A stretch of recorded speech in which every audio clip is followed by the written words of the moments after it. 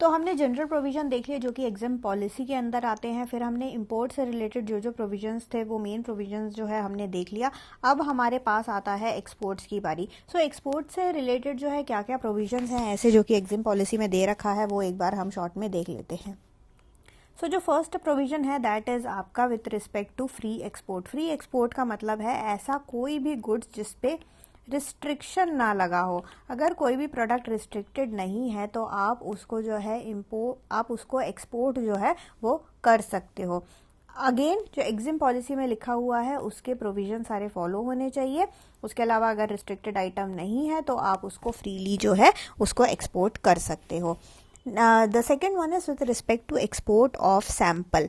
Export of sample भी जो है आप कर सकते हो। सैम्पल्स जो होते हैं नॉर्मली आपके फ्री रहते हैं, तो सैम्पल्स जो है सैम्पल आप एक्सपोर्ट कर सकते हो एंड उसको फ्री ऑफ चार्ज गुड्स, इसके अलावा जो फ्री ऑफ चार्ज गुड्स है उन सबको भी जो है आप ये सब कर सकते हो। अगेन वो एग्जिम पॉलिसी के प्रोविजंस को जो है आपको फॉलो करना पड़ेगा। Next is export of passenger baggage. Again वो पर्सनल बैगेज जिस प्रकार से हमने इंपोर्ट में ये चीज़ पढ़ा था वही एक्सपोर्ट में हो रहा है। अगेन बोनाफाइड पर्सनल बैगेज जो है उसको हम एक्सपोर्ट कर सकते हैं या तो पैसेंजर के साथ या फिर अनअकम्पनीड भी हम उसको कर सकते हैं, but within 1 year before और after the passengers departure from India. India से पैसेंजर बाहर जो है जा चुका है बट उसका सामान जो है विद इन 1 ईयर होना चाहिए। ओके 1 ईयर का यहाँ पे टाइम पीरियड है। 1 साल में जो है उस सामान को जो है आप क्या कर सकते हो वो एक्सपोर्ट कर सकते हो, या तो विद द पैसेंजर कर सकते हो या फिर विदाउट द पैसेंजर, यानी कि अनअकम्पनीड भी जो है वो सामान जो है वो बैगेज जो है वो बाहर जो है जा सकता है, यानी कि एक्सपोर्ट जो है उसका हो सकता है।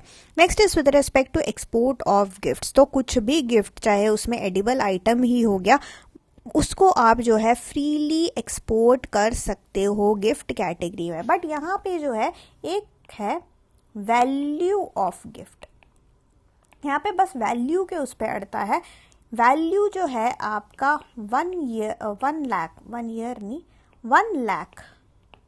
1 लाख से जो है ज़्यादा नहीं होना चाहिए। इट शुड नॉट, उसका वैल्यू जो है should not exceed ₹1 lakh in a licensing year. Okay so अगर ऐसा कोई भी गुड्स है जिसका जो वैल्यू है उस लाइसेंसिंग ईयर में 1 साल से 1 लाख से ऊपर नहीं है तो उसको हम क्या कर सकते हैं, उसको हम एज अ गिफ्ट जो है हम उसको एक्सपोर्ट कर सकते हैं।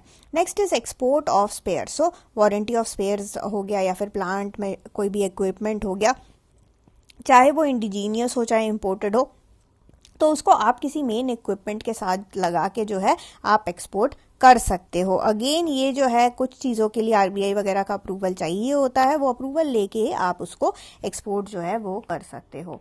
The 6th point is regarding third party export. अब थर्ड पार्टी एक्सपोर्ट भी अलाउड होता है और अगेन वही आपका एग्जिम पॉलिसी का जो प्रोविजन है वो आपको उसमें देखना पड़ेगा, बट ये अलाउड है। Okay this one is allowed. 7th one is export of imported goods. Now कुछ ऐसे गुड्स होते हैं जो इम्पोर्ट होते हैं एंड उसको जो है हम एक्सपोर्ट भी कर सकते हैं, या तो इन द सेम, या तो सेम जैसे वो इम्पोर्ट होके आया उसी की तरह हम एक्सपोर्ट कर सकते हैं, या फिर हम उसको जो है कुछ चेंज करके एक्सपोर्ट भी कर सकते हैं without any licence. Okay plus वही चीज़ है कि रिस्ट्रिक्टेड आइटम वो नहीं होना चाहिए। Next is export of replacement goods. अब कुछ ऐसे गुड्स होते हैं जो कि हमारे पास आए होते हैं, हमारे पास इंपोर्ट हुए होते हैं और उनको जो है हमें उसका पार्ट या तो एक्सपोर्ट करना होता है या फिर कुछ ऐसा पार्ट आता है जो कि डिफेक्टिव आया होता है। देखो आप भी सामान बल्क में लेते हो तो कुछ ना कुछ चीज़ें डिफेक्टिव तो आती ही आती है, तो उन डिफेक्टिव को आप वापस तो भेजोगे ही ना, तो आप एक्सपोर्ट तो करोगे ही ना, तो वो चीज़ जो है हम रिप्लेस कर सकते हैं फ्री ऑफ चार्ज। जो एक्सपोर्टर होता है वो उसको फ्री ऑफ चार्ज रिप्लेस कर सकता है। अगेन वो रिस्ट्रिक्टेड आइटम में नहीं होना चाहिए, यही कंडीशन है। सो मोटा मोटी कंडीशन तो यही है कि भाई वो रिस्ट्रिक्टेड आइटम में नहीं होना चाहिए। ओके 9th पॉइंट हम देख लेते हैं with respect to export of repaired goods. Again कोई ऐसा पार्ट है जो कि एक्सपोर्ट हुआ है और वो डिफेक्टिव लग रहा है तो आप उसको जो है इंपोर्ट के बाद तो आप उसको री एक्सपोर्ट कर सकते हो। ओके हमने कुछ ऐसा चीज़ मंगवाया बट उसमें जो है रिपेयर की ज़रूरत पड़ी, उसको रिपेयर करके हम उसको जब वापस भेजते हैं तो हम उसको री एक्सपोर्ट कर सकते हैं।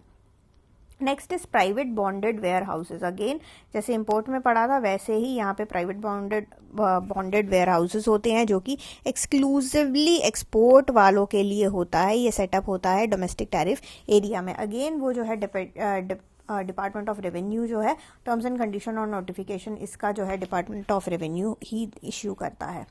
Next is denomination of export contract. तो जितने भी एक्सपोर्ट कॉन्ट्रैक्ट होंगे और इन्वॉइसेस होंगे ये डिनोमिनेट होंगे फ्रीली कन्वर्टेबल करेंसी में। या तो ये INR में लिखा होगा, इंडियन करेंसी में लिखा होगा, या फिर कोई भी फ्रीली कन्वर्टेबल करेंसी, यानी कि जैसे कि US$ हो गया, आपका GBP हो गया, पाउंड हो गया, ठीक है। और क्या करेंसी होता है? यूरो। ये ना फ्रीली कन्वर्टेबल करेंसी होती है। तो फ्रीली कन्वर्टेबल करेंसी में आपका इनवॉइस जो है वो जनरेटेड होना चाहिए। Next is with respect to realisation of export proceed. Next is realisation of export proceed. So कोई भी exporter if he fails to realise the export proceed within the time given by RBI तो उसको जो है वो कुछ ना कुछ एक्शन उसके अगेंस्ट लिया जाएगा। सो कोई भी आप एक्सपोर्ट प्रोसीड्स होते हो टाइमली उसको जो है आपको मानना पड़ेगा। Next is free movement of goods. तो ऐसे कोई भी गुड्स जो कि that are meant for export shall not be withheld और डिले। यानी कि अगर कोई ऐसा गुड्स बना रखा है और वो उस गुड्स का पर्पस ही है कि वो एक्सपोर्ट होना है, वो इंडिया में यूज नहीं होना, तो ऐसे गुड्स को आप जो है अपने गोडाउन और वेयर हाउस में ज्यादा टाइम तक स्टोर करके नहीं रख सकते हो। तो वो चीजें जो है वो आप डीले का एक लिमिट ही रहता है, डीले ज्यादा आप इनको नहीं कर सकते हो। Next is no seizure of stock. यानी कि जो होता है, जो स्टॉक होता है, the stock which disturb the manufacturing and delivery schedule of export shall not be seized by any agency. तो कोई भी ऐसा स्टॉक जो कि मैन्युफैक्चरिंग को या फिर किसी डिलीवरी शेड्यूल को वो डिसरप्ट कर रहा है, तो ऐसे स्टॉक्स को आप जो है कोई भी एजेंसी सीज नहीं कर सकती विदाउट एनी एविडेंस। ओके, ये जो सीजर है it should be lifted within 7 days। Next we have export promotion council. तो एक्सपोर्ट प्रमोशन काउंसिल जो है गवर्नमेंट ने बना रखा है एंड उसका देखो इसका नाम में ही है एक्सपोर्ट प्रमोशन, तो इसका काम ही है एक्सपोर्ट को जो है प्रमोट करना। तो इसके लिए इसी पर्पस के लिए जो है इसको बना के रखा हुआ है। And finally registration cum membership certificate. कोई भी ऐसा बंदा जिसको जो है जिसने अप्लाई कर रखा है लाइसेंस के लिए एंड उसने परमिशन वगैरह ले रखा है इंपोर्ट एक्सपोर्ट के लिए, तो उसको जो है it should get any other benefit और concession shall be required to furnish registration cum membership certificate. तो ऐसे बंदे को जो कि नया लाइसेंस के लिए, परमिशन के लिए, इन सब के लिए कुछ कर रहा है, तो उसको जो है रजिस्ट्रेशन कम मेंबरशिप सर्टिफिकेट जो है ये वाला, ये जो है रजिस्ट्रेशन कम मेंबरशिप सर्टिफिकेट, ये उसको जो है देना पड़ेगा, ये फर्निश करना आपको जरूरी है। तो ये है some of the provisions that are with respect to export. तो हमने जो है मेन जो हमारा जो एग्जिम पॉलिसी है, एग्जिम पॉलिसी के अंदर जो है ये जो मेन चीज़ें थी जो जनरल प्रोविजंस थे और जो हमारा ये इंपोर्ट से रिलेटेड प्रोविजंस है और एक्सपोर्ट से रिलेटेड प्रोविजंस को हमने कवर अप कर लिया।